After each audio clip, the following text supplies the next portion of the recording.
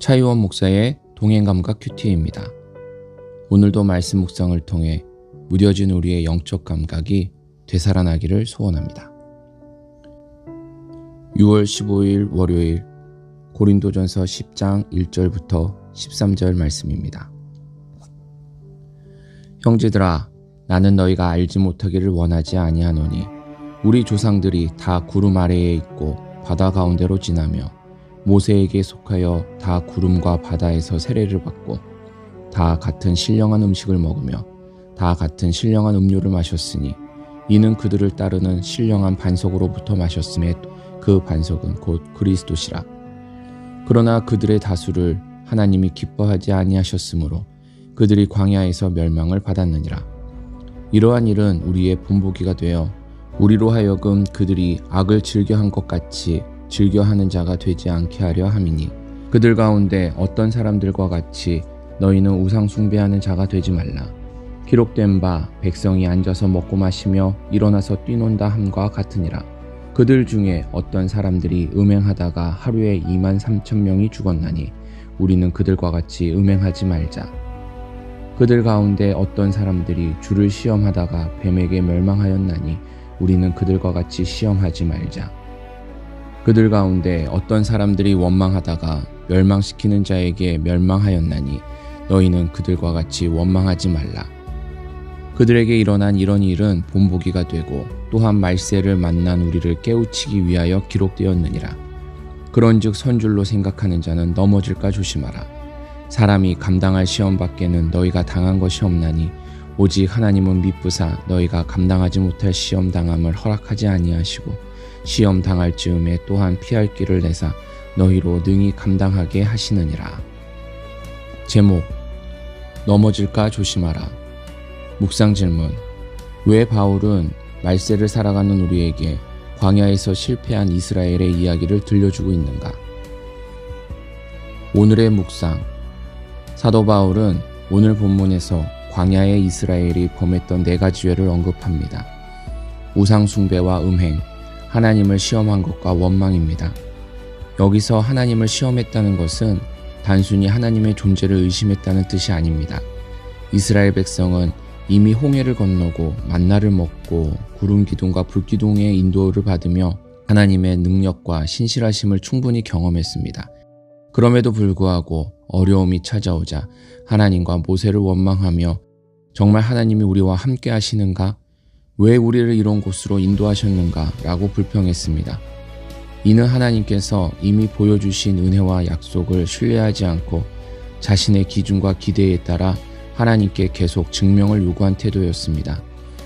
결국 하나님께서는 그들을 애굽에서 구원하셨지만 많은 사람이 광야에서 멸망하고 말았습니다. 그렇다면 바울은 왜 이 이야기를 말세를 살아가는 우리에게 들려주는 것일까요? 바울은 이러한 일은 우리의 본보기가 되었다라고 말합니다. 그리고 결론적으로 선줄로 생각하는 자는 넘어질까 조심하라고 권면합니다. 사실 이스라엘이 넘어진 곳은 광야였습니다. 흔히 우리는 광야를 하나님을 만나는 장소, 하나님과 동행하는 장소, 하나님과 교제하는 장소라고 말합니다. 세상에 의지할 것 없이 끊어지고 하나님만 바라보게 되는 곳입니다. 이스라엘은 그 광야에서 날마다 하나님의 은혜를 경험했습니다. 구름 기둥과 불 기둥의 인도를 받았고 하늘의 만나를 먹으며 반석에서 나오는 물을 마셨습니다. 그들은 하나님을 몰랐던 사람들이 아닙니다. 오히려 하나님을 가까이 경험했던 사람들이었습니다. 그런데도 넘어졌습니다. 이 사실은 우리에게 중요한 교훈을 줍니다. 은혜를 체험했다고 해서 자동으로 넘어지지 않는 것은 아닙니다. 오랫동안 신앙생활을 했다고 안전한 것도 아닙니다. 직분이 있다고, 성경을 많이 안다고, 뜨겁게 기도했다고, 심지어 매일 말씀을 묵상한다고 해서 넘어지지 않는 것도 아닙니다. 하나님과 동행하는 성도도 얼마든지 넘어질 수 있습니다. 그래서 바울은 선줄로 생각하는 자를 조심시키고 있습니다. 가장 위험한 사람은 자신이 괜찮다고 생각하는 사람입니다. 자신의 믿음을 신뢰하기 시작하는 사람입니다. 우리가 당하는 시험은 사람이 감당할 만한 시험이며 하나님께서는 시험 당할 즈음에 피할 길도 함께 주십니다. 하나님은 우리를 넘어뜨리기 위해 시험을 허락하시는 분이 아닙니다. 오히려 시험 가운데서도 감당할 힘을 주시고 피할 길을 열어주시는 신실하신 분이십니다. 그래서 예수님께서도 제자들에게 시험에 들지 않게 깨어 기도하라고 말씀하셨습니다. 요즘 저는 큐티 방송을 시작하며 말씀을 준비하고 묵상하는 은혜를 누리고 있습니다. 그런데 하나님께서는 오늘 말씀을 통해 제게 은혜를 경험하고 있다고 해서 안전한 것이 아니다라고 말씀하십니다. 말씀을 전하는 사람도, 말씀을 묵상하는 사람도 언제든지 우상숭배와 음행, 하나님을 시험하는 죄와 원망에 빠질 수 있음을 경고하십니다.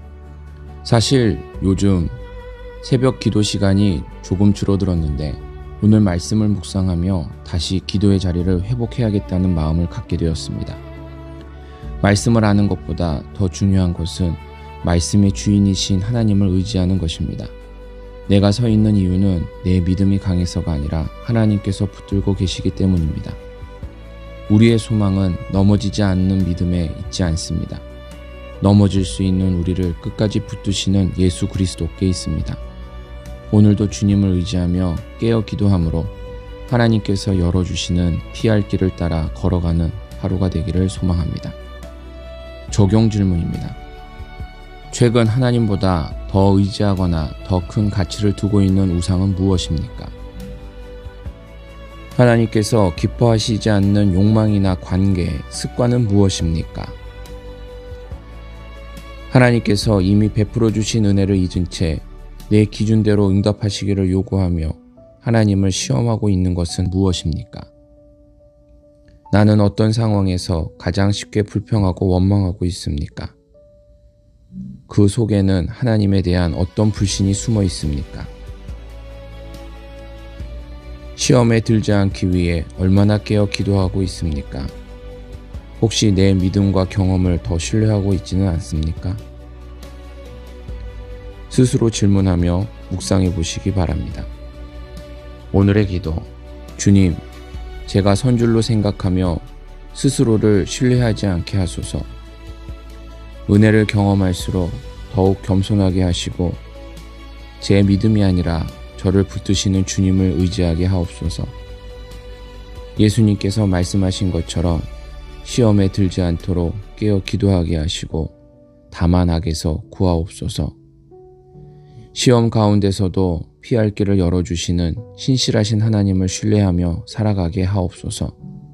끝까지 저를 붙드시는 예수 그리스도만 바라보게 하옵소서. 예수님의 이름으로 기도드립니다. 아멘. 오늘도 예수님과 동행하는 하루 되시길 축복합니다.